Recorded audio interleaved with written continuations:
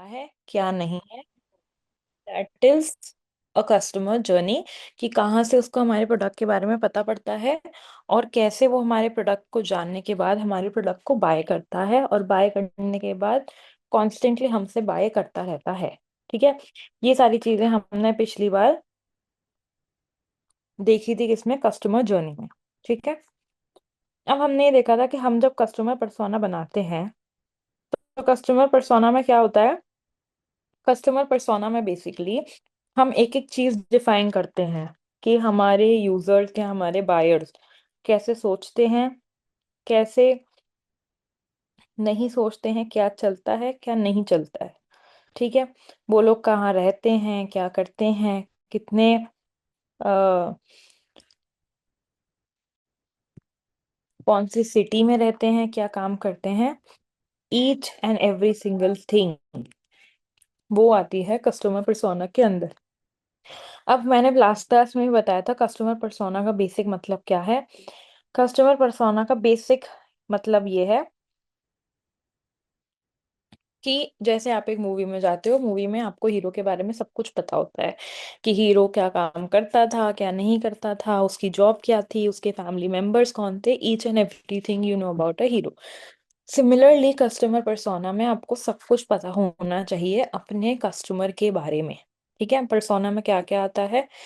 सबसे पहले आता है डेमोग्राफिक्स, यानी कि एज, आपका एज ग्रुप क्या है। क्या आपका जो टारगेटेड ऑडियंस है वो 20 से 40 साल का है, या 25 से 35 साल का है, या 40 से 50 साल तक का है।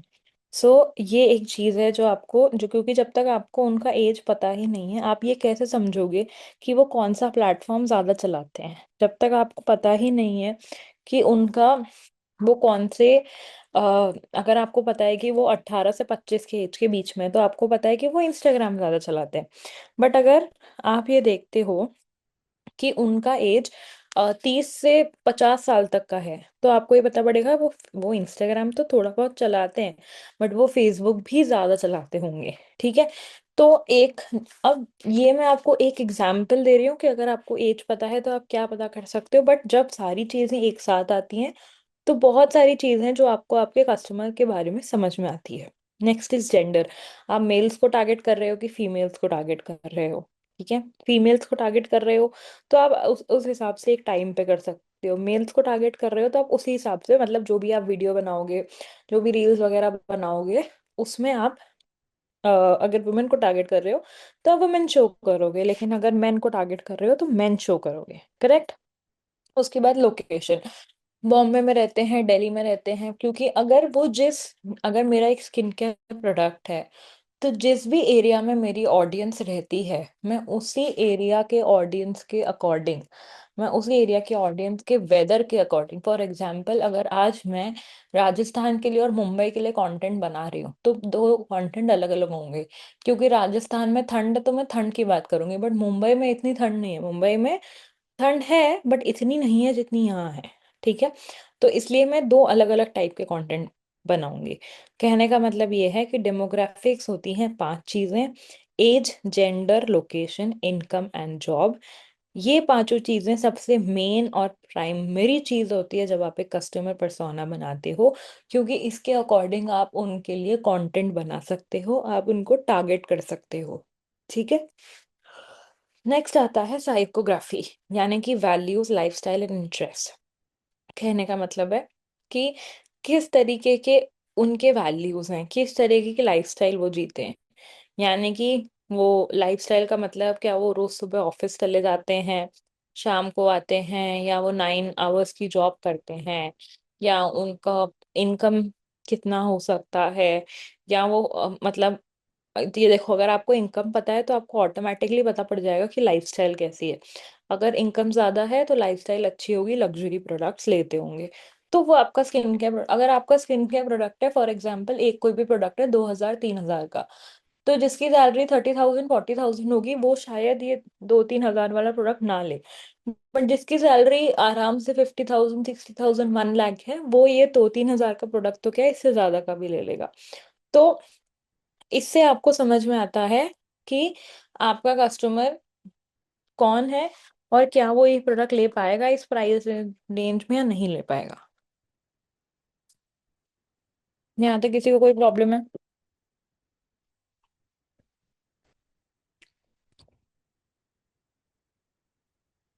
उसके बाद आते हैं पेन पॉइंट्स। पेन पॉइंट का मतलब क्या होता है हमेशा समझना, ये टर्म काफी बार आएगा। पेन पॉइंट्स क्या होता है? पेन पॉइंट्स का मतलब है, पेन पॉइंट्स का बहुत सिंपल सा मतलब है। वो क्या मतलब है? वो ये मतलब है कि क्या प्रॉब्लम आती है। ठीक है। पेन पॉइंट्स का क्या मतलब है? पेन पॉइंट का ये मतलब है कि क्या प्रॉब्लम आती है आपके यूजर्स को। ठीक है। पेन पॉइंट देखो, आप कभी भी कहीं भी जाओगे ना, आप कभी भी any time anywhere you go, हमेशा ना बात होगी पेन पॉइंट्स की। पेन पॉइंट्स की क्यों बात होती है यार? क्योंकि पेन पॉइंट एक ऐसी चीज है, ठीक है, पेन पॉइंट एक ऐसी चीज है जो हर जगह आती है। पेन पॉइंट का मतलब क्या प्रॉब्लम है जो आपका प्रोडक्ट या आपकी सर्विस ऐड कर रही है किसी भी टाइम पे। क्या आपका प्रोडक्ट हेल्प कर रही है, कौन सी प्रॉब्लम का सल्यूशन दे रही है। फॉर एग्जाम्पल, अगर मेरा जो स्किन केयर प्रोडक्ट है वो हेल्प करता है डार्क स्पॉट्स में, तो पेन पॉइंट क्या हुआ? Dark spot. अगर वो हेल्प करता है फेस को ब्राइट बनाने में, ठीक है, तो पेन पॉइंट क्या हुआ? पिगमेंटेशन। पेन पॉइंट को सिंपल भाषा में हम बोलते हैं प्रॉब्लम। प्रॉब्लम जब हम प्रॉब्लम की बात कर रहे हैं, तो इट इज वेरी इंपॉर्टेंट कि आप प्रॉब्लम डिफाइन कर रहे हो जब आप अपना कस्टमर पर्सोना बना रहे हो। क्योंकि जब तक आप ये बताओगे ही नहीं कि आप किस तरह की प्रॉब्लम सॉल्व कर रहे हो, ठीक है, तब तक it is not going to make any sense. ठीक है। क्योंकि अगर आपको किसी को अपना कस्टमर बनाना है, अगर आपको किसी को बताना है कि यार देखो ऐसी ऐसी प्रॉब्लम जो है ना वो सॉर्ट करनी है या वो ऐसे करनी है, तो क्या होगा? तो आपको ये बताना पड़ेगा कि मैं क्या प्रॉब्लम सॉल्व कर रहा हूँ, किसी को मेरा प्रोडक्ट क्यों बाय करना चाहिए, क्योंकि मैं ये XYZ प्रॉब्लम सॉल्व कर रहा हूँ। ठीक है। नहीं, उसके बाद आता है गोल्स एंड मोटिवेशन।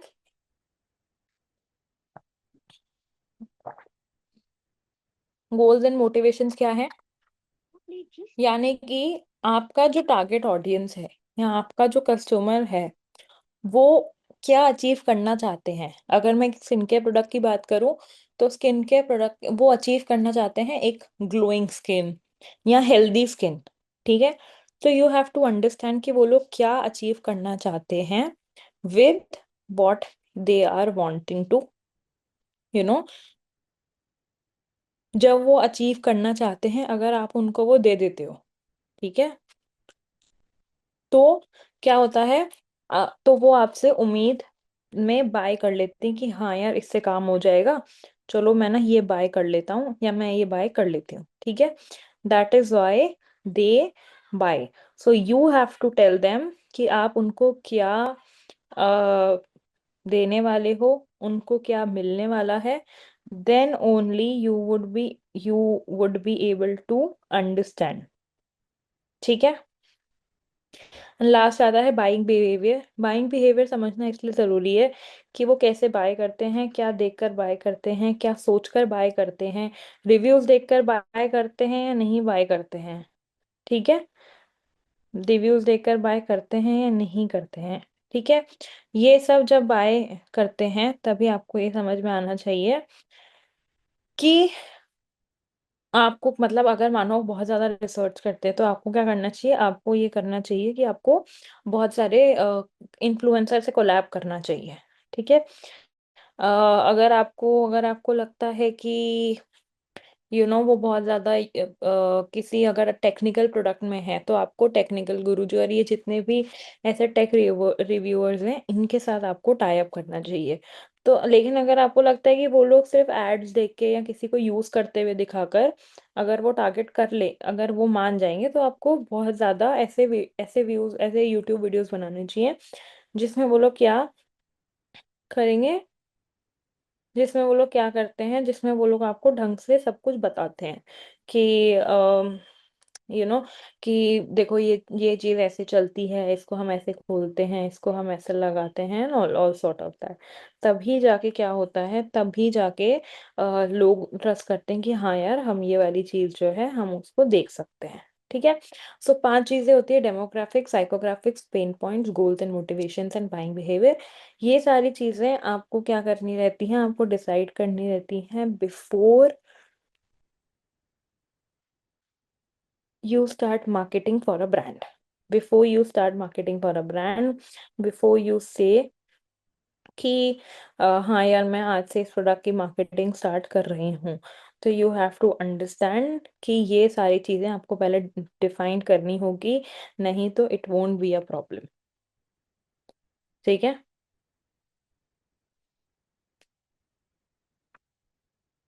गाइस, इसको प्लीज नोट डाउन कर लो।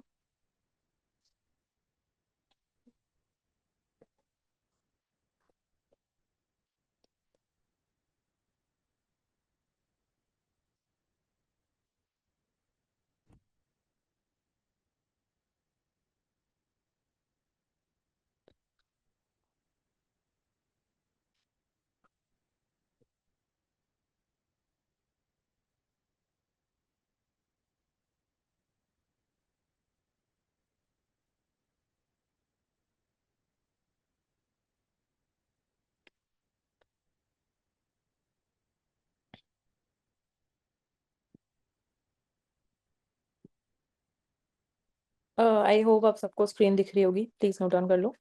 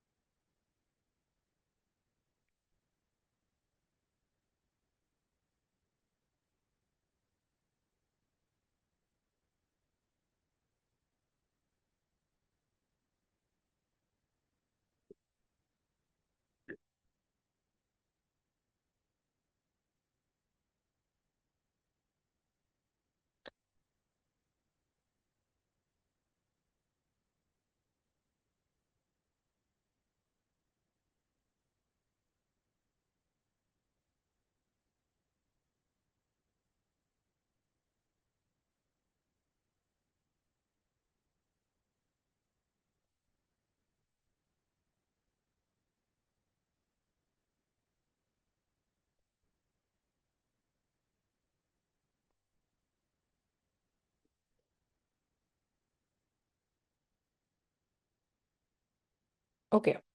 अब अगेन, जैसे मैंने बताया कि ये मैटर क्यों करते हैं, ये आपको हेल्प करेंगे रेलेवेंट कंटेंट बनाने में, एड टारगेटिंग प्रिसाइज करने में, कम पैसे में ज़्यादा लोगों तक रीच आउट करने में, और प्रोडक्ट डेवलपमेंट और पोजीशन करने में, यानी कि प्रोडक्ट को आपको किस तरीके से पोजीशन करना है, कि अगर लग्जरी प्रोडक्ट है तो आपको किस तरीके से लोगों को बताना है।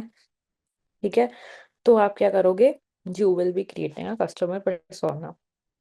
अगेन, ए कॉमन आस्क्ड क्वेश्चन जो था वो ये था कि क्या हम मल्टीपल पर्सोनास बना सकते हैं एक ब्रांड के लिए। Yes, definitely we can create multiple personas for one brand. ठीक है। 2 से 3, 3 से 4 पर्सोनास भी हो सकते हैं फॉर अ सिंगल ब्रांड। अब आती है बात, कस्टमर पर्सोनास कैसे बनते हैं। सबसे पहले रिसर्च। जब भी आप मार्केटिंग स्टार्ट कर रहे हो, ठीक है, तो आपको क्या करना है, आपको पहले रिसर्च करनी है, लोगों से सर्वेज लो, इंटरव्यूज लो। अपने जो भी आप जो भी कोई पुराना उनके पास इंस्टाग्राम का डेटा है, अगर ब्रांड ऑलरेडी पोस्टिंग कर रहा है, मार्केटिंग कर रहा है, ठीक है, तो उसमें क्या है, आपको क्या करना है, बेसिकली आपको उन सारी चीज़ों को यूज करके पता करना है। अब इंस्टाग्राम इंसाइट से आप लोग क्या क्या पढ़ सकते हो, इंस्टाग्राम इंसाइट से आप लोग सब कुछ देख सकते हो। आप लोग चीजें देख सकते हो कि जैसे किस टाइम पे बेस्ट कौन सा टाइम बेस्ट टाइम है पोस्ट करने का? कौन से टाइम पे क्या होता है क्या नहीं होती है, ठीक है। फॉर एग्जाम्पल क्या बेस्ट टाइम है पोस्ट करने का, कौन से लोग मेरी पोस्ट ज्यादा देख रहे हैं, कौन से एज के लोगों ने मेरी पोस्ट को ज्यादा देखा है, ठीक है। ये सारी रिसर्च आपको करनी है। अब जरूरी नहीं है, अब अगर आप कोई ब्रांड स्क्रैच से स्टार्ट कर रहे हो तो एक बात अलग है, लेकिन अगर किसी ब्रांड के पास ऑलरेडी वो पोस्टिंग कर रहा है इंस्टाग्राम पे, उसके पास डेटा है, तो why not. what you can simply do is you can simply do and you can go and simply just check कि उनके पास क्या डेटा है क्या नहीं है, and accordingly you can research and collect information कि किस टाइप के व्यूअर ज्यादा आए हैं, किस टाइप के लोगों ने शॉपिंग ज्यादा करी है। अब उसके बाद आती है डेमोग्राफिक। सबसे पहले उनका एज, जेंडर, लोकेशन, इनकम और ये सब डिफाइन करो। फॉर एग्जाम्पल अगर मैं एक जिम की बात करूं कि जिम कौन से लोगों को टारगेट करेगा, तो मैं ये बोलूंगी 18 to 35 तक के लोगों को टारगेट करेगा मेट्रो सिटीज में, ठीक है। अगर मैं थोड़ा सा वो करूं तो मैं ये बोलूंगी प्रोफेशनल कॉर्पोरेट वाले जो लोग होंगे 18 to 35 के एज में उनको टारगेट करेगा, ठीक है। तो जब जैसे जैसे मैं अपना ज्यादा से ज्यादा स्पेसिफिक होती जाऊंगी वैसे वैसे मुझे और अच्छे से समझ में आएगा कि मेरे एक्चुअल में जो लोग हैं, जो मेरे इसमें इंटरेस्टेड हैं, वो कौन लोग हैं, ठीक है। जैसे जैसे मैं इसमें और अच्छे से करती जाऊंगी टारगेटिंग, तो मैं इसमें चीजें ऐड करती जाऊंगी कि अच्छा चलो मेट्रो सिटीज में ना कौन है जो is going to get targeted, ठीक है। तो मुझे समझ में आएगा कि यार 18 to 35 ईयर ओल्ड है। अच्छा, 18 to 35 ईयर ओल्ड है, तो 18 to 35 ईयर ओल्ड में ऐसे कौन लोग हैं जो जो जिम आना चाहेंगे, जो अपने या तो फिटनेस पे बहुत ध्यान रखते हैं, या फिर जिन लोग का सारा दिन बैठने का काम है क्योंकि उनको लगता है कि यार हमको जिम जाना चाहिए। तो मैं बोल सकती हूँ कि जो भी लोग कॉर्पोरेट में हैं मैं उनको टारगेट कर सकती हूँ, ठीक है। ऐसे करके मैं अपनी अपनी पूरी पूरी एक लिस्ट बना सकती हूँ कि अच्छा अब जो लोग जॉब में हैं, कौन सी जॉब में है, तो मैं बोल सकती हूँ कि चलो जो लोग आईटी वाले जॉब में हैं, मैं अभी उन लोगों की बात कर रही हूँ। ऐसे करके मैं पूरी एक डेमोग्राफिक्स की लिस्ट बना सकती हूँ, ठीक है। उसके बाद आता है साइकोग्राफिक्स। साइकोग्राफिक्स का मतलब क्या है कि इनकी लाइफस्टाइल कैसी है। इनकी लाइफस्टाइल, अब जैसे मैंने जिम की बात करी, मैंने बात करी कि इनमें क्या होता है ना, फॉर एग्जाम्पल, हाँ, फॉर एग्जाम्पल हम ये बात करते हैं कि अगर मैंने जिम की बात करी, तो जिम में क्या बात हो रही है, जिम में बेसिकली बात ये हो रही है यहाँ पर कि जिम वाले किसको टारगेट करेंगे। तो हमने बात करा कि जिम वाले जिसको टारगेट कर रहे हैं उसकी लाइफस्टाइल कैसी होगी, ठीक है। तो अगर हमको उसकी लाइफस्टाइल पता करनी है तो सिंपल है, उनको टाइम नहीं मिलता है जिम के लिए, ठीक है। और क्योंकि उनको टाइम नहीं मिलता है जिम के लिए, इसलिए वो लोग क्या चाहते हैं, इसलिए वो लोग चाहते हैं कि वो जिम में आकर अपना एक्सरसाइज करें। तो उनकी लाइफस्टाइल कैसी है कि वो सुबह 10 से 9 या 11 से 9, वो कहाँ रहते हैं, सुबह 10 से 9 या 11 से 9 वो लोग रहते हैं ऑफिस में, ठीक है। पहली बात तो ये हो गई। दूसरी बात क्या हो गई, दूसरी बात ये हो गई कि जिन लोगों को भी, जो लोग भी जिम में आना चाहेंगे, उनकी ऐसी लाइफ होगी कि वो लोग के पास ज्यादा टाइम नहीं होगा, राइट। तीसरी, वो लोग ऐसा भी हो सकता है कि शायद वो लोग बाहर का खाना खाएं, वो लोग घर का खाना नहीं खाएं, ठीक है। तो ऐसे करके मुझे क्या समझना है, मुझे ये समझना है कि उनकी लाइफस्टाइल क्या है, उनके इंटरेस्ट क्या है, उनके वैल्यूज क्या हैं। That is known as psychographics. इन दोनों पॉइंट्स में किसी को कोई डाउट है?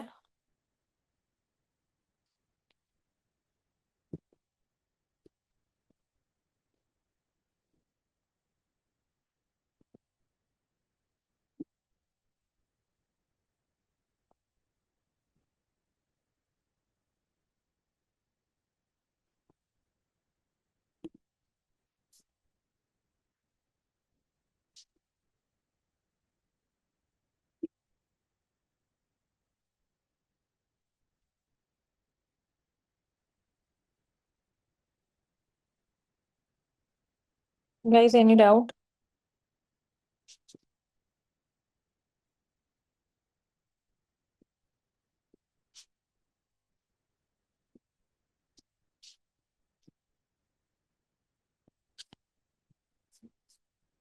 Okay. Next is pain points and challenges. अब इसकी भी हम ऑलरेडी बात कर चुके हैं। देखो, सारे जो भी साइकोग्राफिक्स हैं कुछ भी हैं वो आपस में कहीं ना लिंक्ड होंगे। जैसे मैं बात करती हूँ कि उनके लाइफ की वैल्यूज क्या है, ठीक है, या उनके लाइफ के इंटरेस्ट क्या है, उसी में मैं बात करूंगी कि पेन पॉइंट्स क्या है। पेन पॉइंट्स का मतलब क्या है कि व्हाट इज देयर।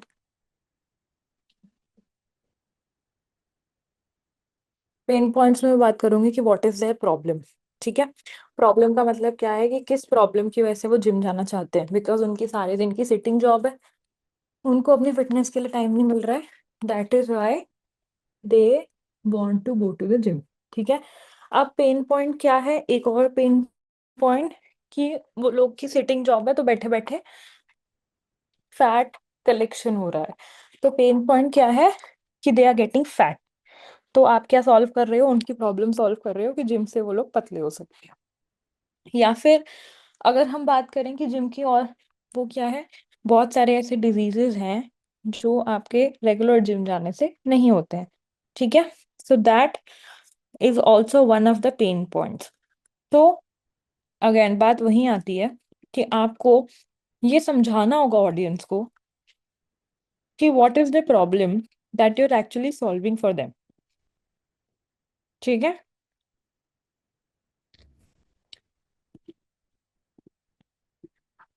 समझ में आ गया सबको? ओके, एंड लास्ट टू है गोल्स एंड मोटिवेशंस या फिर buying behaviour. Goals and motivation जैसे अभी हमने डिस्कस किया था कि उनको क्या मोटिवेट करता है। जैसे जिम जाने के लिए उनको क्या मोटिवेट कर रहा है, अच्छा दिखना।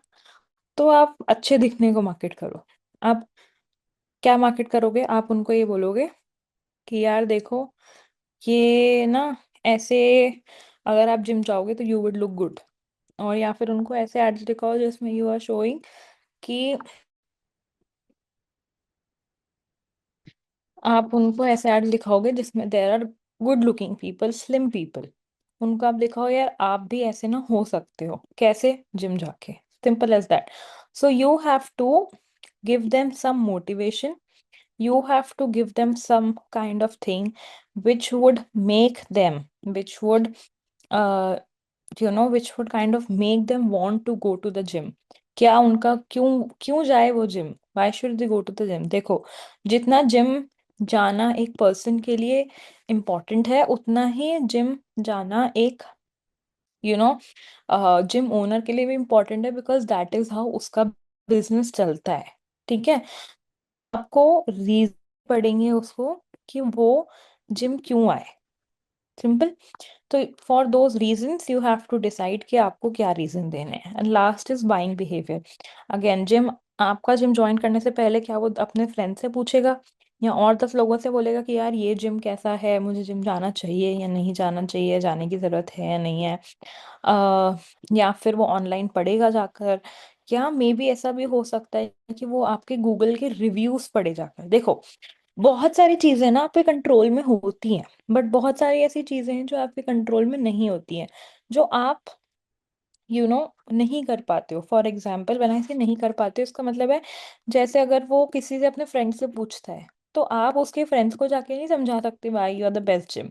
बट अगर वो आपके गूगल माई बिजनेस के एज एन आपके गूगल मैप्स पे जाके रिव्यूज पढ़ता है, तो ये आप कर सकते हो कि आप अपने गूगल पे रिव्यूज अच्छे रख सकते हो, जिससे कभी भी कोई भी आपसे अगर आकर पूछे, anybody, if they come and ask you about your you know come and ask and they read reviews, तो उनको नेगेटिव रिव्यूज नहीं मिलने चाहिए। तो हमेशा कुछ ऐसी चीजें हैं जो आपके कंट्रोल में नहीं है, और जो है तो जो है, जैसे के reviews, we have to try our best कि हम उन रिव्यूज को पॉजिटिव रखें। अगर रिव्यूज कुछ नेगेटिव हैं तो हम मेक श्योर करें कि वो नेगेटिव रिव्यूज को हम अकॉर्डिंगली उसको हम एडजस्ट कर रहे हैं, सो दैट कोई भी जो नया बंदा आ रहा है उस रिव्यू से उसके ऊपर एक नेगेटिव इफेक्ट नहीं पड़े। ठीक है, सबको समझ में आ रहा है? अगर किसी को लिखना है तो प्लीज ये नोट डाउन कर लो। लेट मी नो कि कौन सा वाला पॉइंट लिखना है and I will scroll it up और down for you accordingly. Also I will upload them on the portal also in case, but अभी अगर किसी को लिखना है तो यू कैन।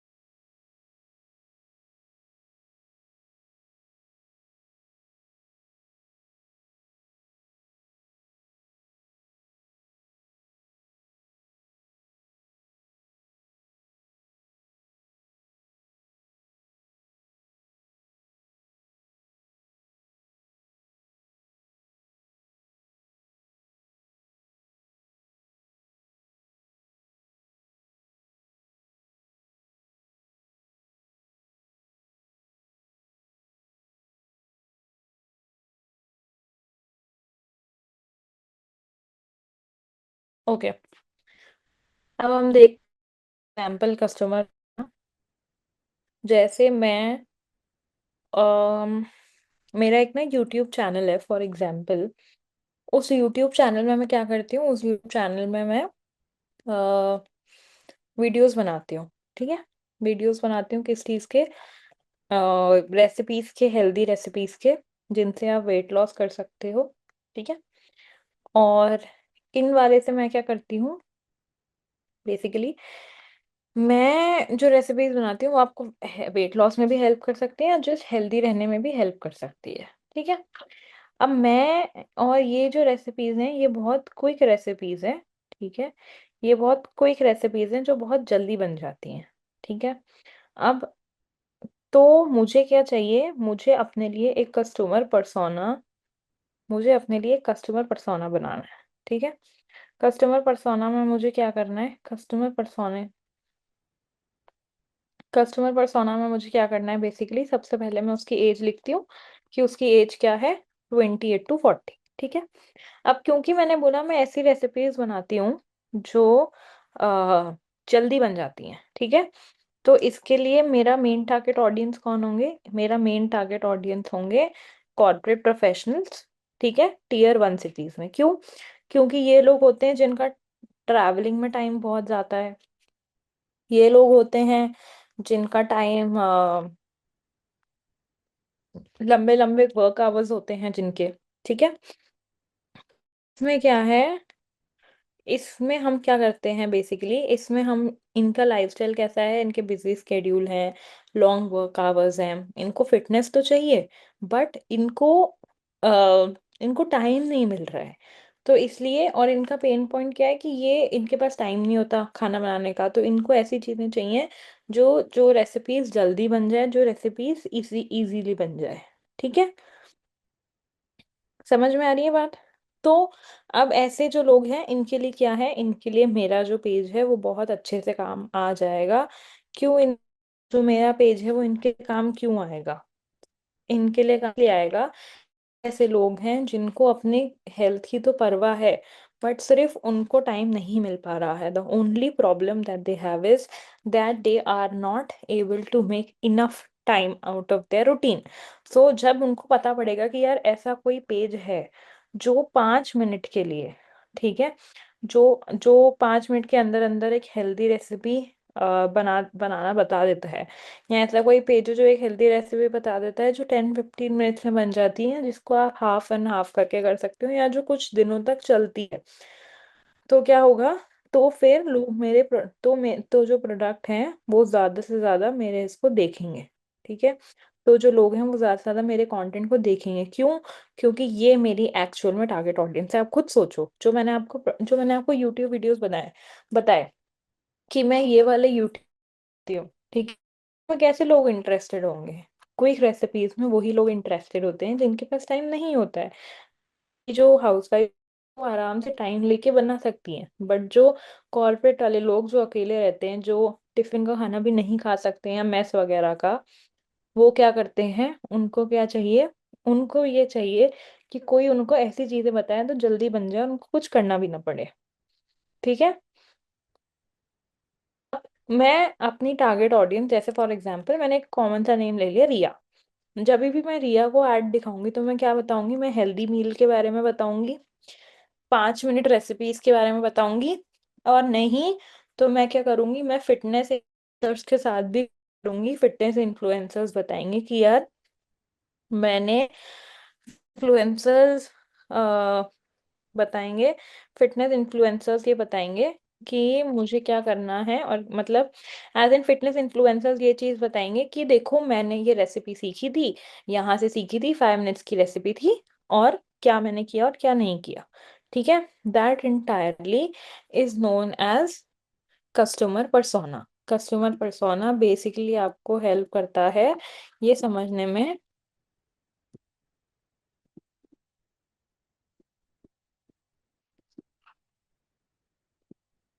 कि आपको कौन से लोग टारगेट करेंगे, कौन से लोगों को आप टारगेट करोगे, कौन से लोगों के लिए आप बेस्ट हो, कौन से लोग, एक बार ये प्लीज टारगेट पर्सोना ये पूरा लिख लो, बिकॉज इससे related assignment I have to give which you have to do in the next class.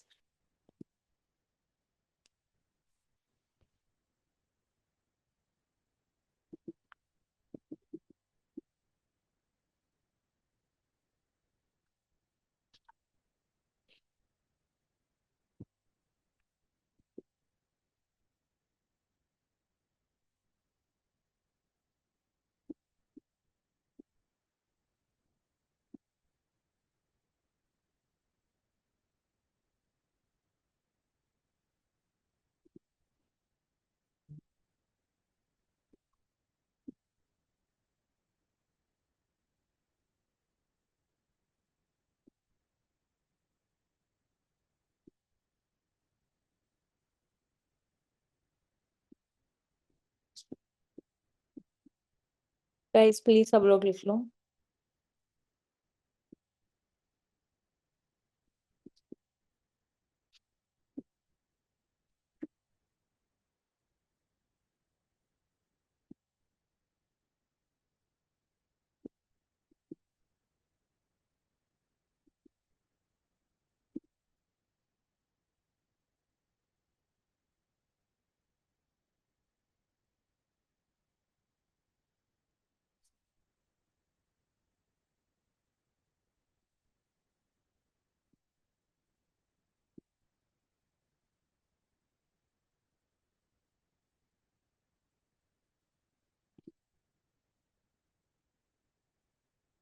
सबने लिख लिया?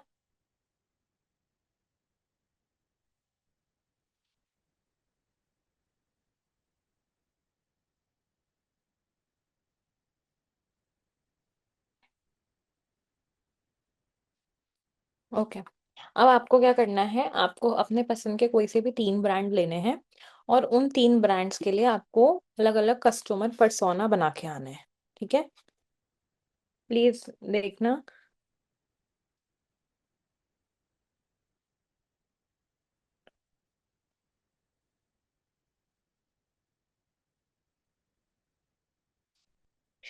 प्लीज सब लोग असाइनमेंट नोट डाउन कर लो। असाइनमेंट्स करना is very important, because it will help you in understanding जो आपने पढ़ा है।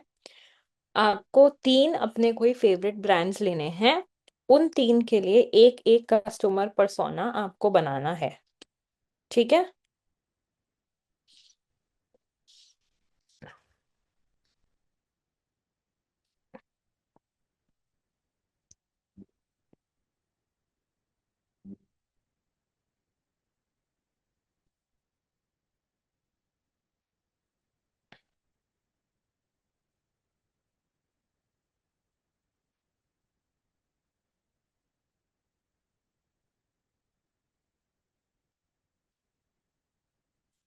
गाइस सबको समझ में आ गया ना क्या असाइनमेंट है? ठीक है। अब एक क्विक चेकलिस्ट करते हैं कि हमको क्या क्या करना होता है कस्टमर पर्सोना बनाने के लिए। सबसे पहले हमको ऑडियंस रिसर्च करनी है। सेकंड, डेमोग्राफिक्स और साइकोग्राफिक्स नोट डाउन करने हैं। उसके बाद पेन पॉइंट्स आइडेंटिफाई करने हैं, क्या पेन पॉइंट्स हैं, क्या गोल्स हैं। उसके बाद उनका बाइंग बिहेवियर डिफाइन करो, वो क्यों बाय करते हैं, कैसे बाय करते हैं, किस लिए बाय करते हैं, किस टाइप से बाय करते हैं। अब जो आप लोग का क्वेश्चन था कि हम ज्यादा पर्सोनास बना सकते हैं, यस डेफिनेटली आप ज्यादा पर्सोनास बना सकते हो, but you have to understand कि 2 से 3 पर्सोना काफी होते हैं। जब हम प्राइमरी ऑडियंस की बात करते हैं तो 2 से 3 पर्सोना यूजुअली इनफ होते हैं, 2 से 3 पर्सोना काफी होते हैं। तो आप 2 से 3 पर्सोना बना सकते हो। तो इवन आप जो असाइनमेंट में जो एक एक पर्सोना बनाओगे, आपको लगता है कि आप 2 पर्सोना बना सकते हो तो आप बना सकते हो, बट 2 या 3 से भी ज्यादा पर्सोनास नहीं होने चाहिए किसी भी। ठीक है, किसी भी ब्रांड के 2 या 3 से ज्यादा पर्सोना नहीं होने चाहिए। हो सकते हैं बट फिर आपको उसको प्रोडक्ट्स के हिसाब से अलग अलग करना होगा। ठीक है।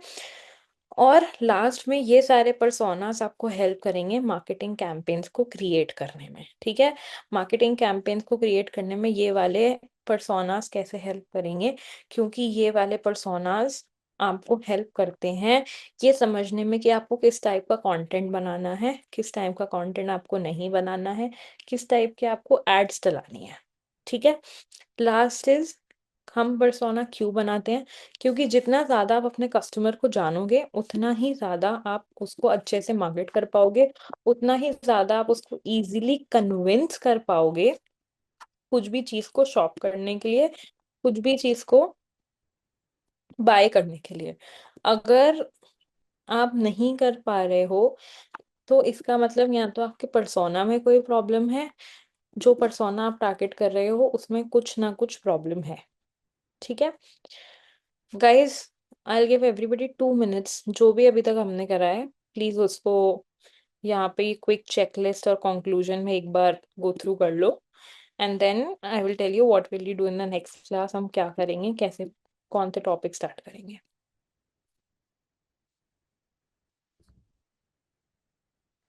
प्लीज सब लोग 2 मिनट्स लेके जो भी अभी तक हमने करा है वो देख लो, और किसी को कुछ नहीं समझ में आता है तो लेट मी।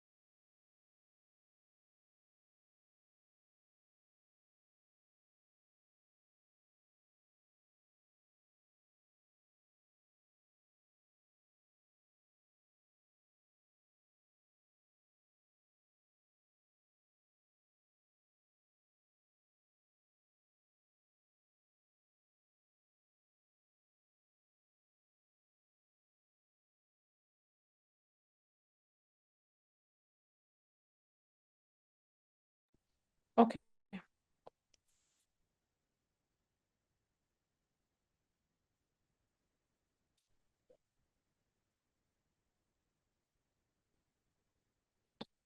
तो गाइस, ठीक है, अब हम नेक्स्ट क्लास में चालू करेंगे एसईओ, एईओ और जीईओ।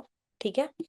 एसईओ का मतलब होता है सर्च इंजन ऑप्टिमाइजेशन, एईओ का मतलब होता है आंसर इंजन ऑप्टिमाइजेशन, और जीईओ का मतलब होता है जियो टारगेटेड ऑप्टिमाइजेशन। ठीक है। Guys please give me a minute।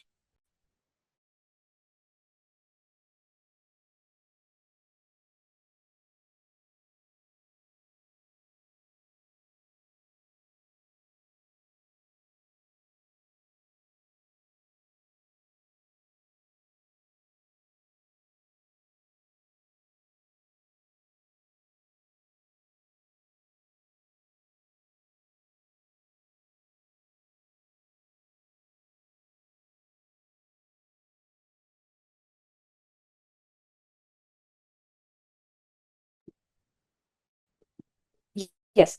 So SEO is search engine optimization, AEO is answer engine, and GEO is geo targeted engine. ठीक है। बेसिकली हम क्या करेंगे, हम ये समझेंगे कि किस टाइप का एसईओ हम कहाँ कर सकते हैं, क्या यूज कर सकते हैं, कैसे कर सकते हैं, किस लिए कर सकते हैं। That will all discuss tomorrow in the next class. किसी को कोई डाउट हो तो प्लीज चैट बॉक्स में लिख देना, बता देना नेक्स्ट क्लास में। और कल असाइनमेंट प्लीज करके आना, I will check everybody's assignments. Thank you guys, bye bye, take care.